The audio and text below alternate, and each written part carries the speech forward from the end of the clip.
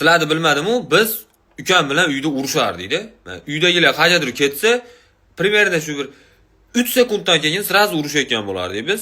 Endi ukamga taklif bilan chiqardim, ukam rozi bo'lardi. Prosta kalta yegandan rozi bo'lgan yaxshi-da. Sizlarda ham bo'lmagan bilmayman.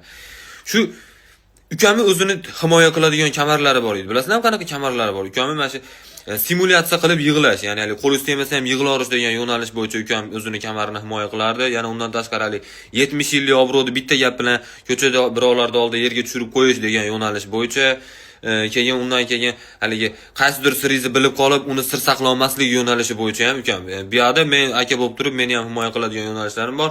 Haligi hech narsaga urorish degan yo'nalish bo'yicha kamarimni himoya qilardim.